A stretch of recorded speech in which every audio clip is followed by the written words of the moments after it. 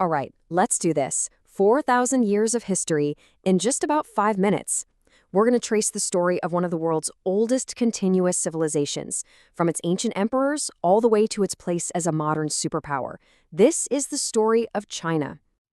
So if you really want to understand where China is today, we have to look at where it's been. And wow, what a story it is. We're talking incredible innovation, massive dynastic cycles, and just profound transformation. So the big question is, right? How did it get from there to here?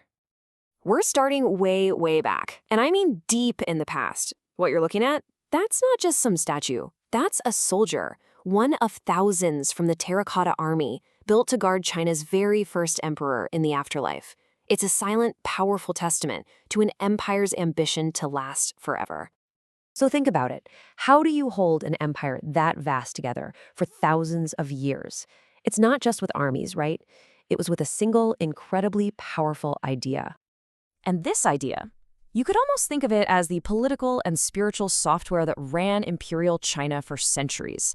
It laid out exactly who got to rule, why they deserved it, and, this is crucial, why they could lose it all. It's called the Mandate of Heaven, and it's basically a kind of cosmic social contract. Look, if an emperor was just and did a good job, heaven had his back. But if he became corrupt or incompetent, and then you start seeing disasters like floods or famines, well, that was a sign he'd lost the mandate, and that justified rebellion and the rise of a whole new dynasty. This was the engine that drove Chinese history for centuries.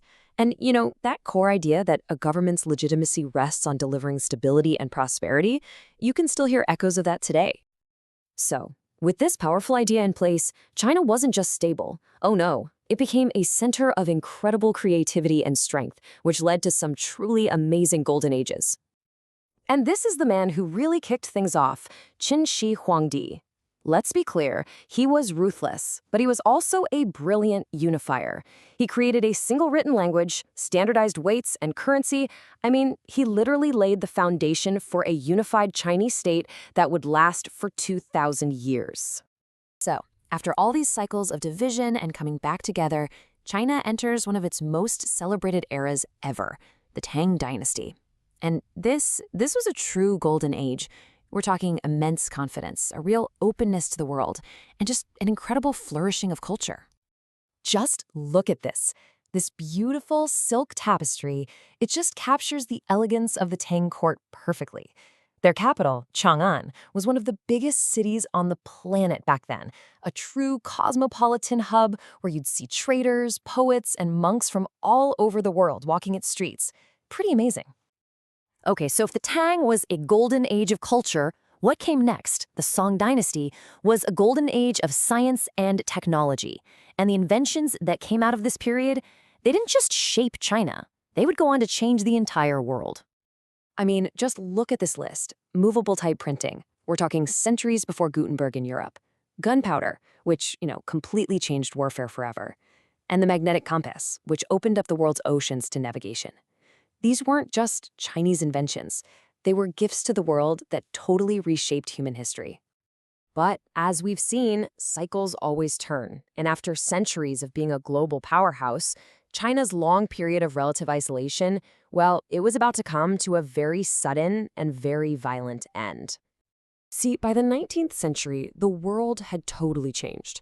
The Qing dynasty was still this vast, proud empire, but it was kind of running on ancient hardware. Meanwhile, the West had been supercharged by the Industrial Revolution. They were expanding and aggressively looking for new markets and resources. A collision, it was pretty much inevitable. And this contrast really says it all, doesn't it?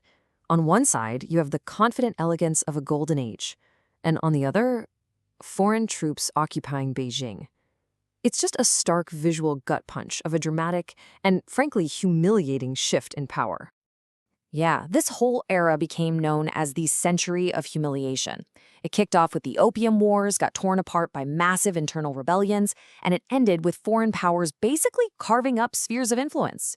And you have to understand, the memory of this period, it profoundly shapes China's modern drive for sovereignty and strength. It's a determination to never be that vulnerable again. The old imperial system was completely breaking down. But out of the ashes of that imperial collapse came a century of revolution, of conflict, and in the end, one of the most astonishing economic rebirths in all of human history. The path to modern China was, wow.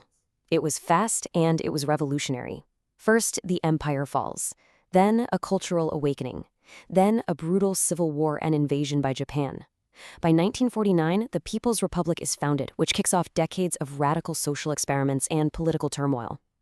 But the most critical step for its global rise, that came in the late 20th century, with a huge policy of economic reform. And that policy, the reform and opening up, it just unleashed decades of absolutely breakneck growth. We're talking lifting hundreds of millions of people out of poverty and completely remaking China's place in the world. The cycle had turned once more, from total collapse to this just unprecedented rise. So that brings us right back to where we started, with the question of the future. The last 4,000 years have shown us a civilization that's really defined by these massive cycles of unity, of innovation, of collapse, and then incredible rebirth. Understanding that long historical rhythm, that's really the only way to even begin to understand China today and to start asking, what will its next chapter be?